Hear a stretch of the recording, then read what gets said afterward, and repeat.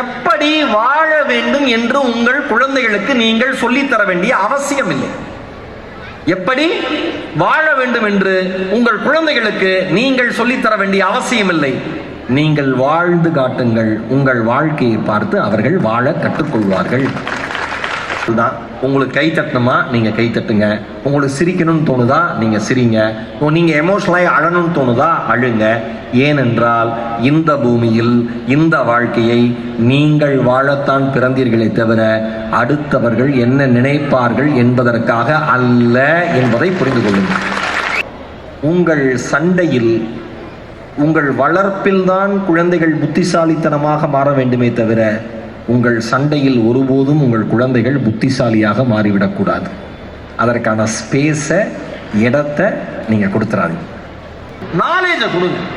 Daily news paper படிக்கிற பழக்கத்தை உங்க குழந்தைங்களுக்கு ஏற்படுத்துங்க.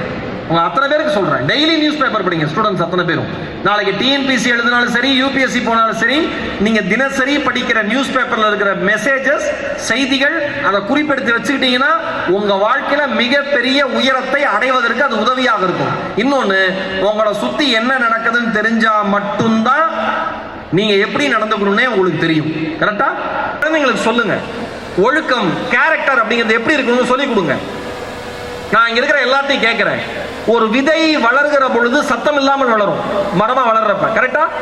எந்த சத்தமும் இருக்காது. ஒரு விதை வளர்கிற பொழுது, மரமாகிற பொழுது அது சத்தம் இல்லாமல் தான் வளரும். ஆனால் அந்த மரம் விழுகிற பொழுது அதிக இரைச்சலுடன் விழும். வெற்றி சத்தம் இல்லாமல் வரும், அழிவு பேர் இரைச்சலோடு வரும். அவ்வளோ நாள் கட்டி காப்பாற்றி வச்ச அத்தனையும் ஒரே ஒரு தீய பழக்கத்தால் போயிருண்டான்னு உங்கள் குழந்தைங்களுக்கு எடுத்து சொல்கிற பெற்றோர்களாக நீங்கள் இருக்கணும்னா நீங்கள் எந்த தீய பழக்கத்தோடையும் முதல்ல இருக்கக்கூடாது. டெசிக்னேஷன் வச்சு தானே நீங்கள் அவங்களுக்கான மரியாதையை தரீங்க. நான் ஒன்று சொல்லவா? டெசிக்னேஷனை வச்சு என்றைக்குமே மரியாதையே கிடையாது. ஒரு மனிதன் சக மனிதனிடம் எப்படி நடந்து கொள்கிறான் என்பதை பொறுத்து மட்டும்தான் அந்த மனிதனுக்கான மரியாதை வழங்கப்பட வேண்டும் நான் நினைக்கிறேன்.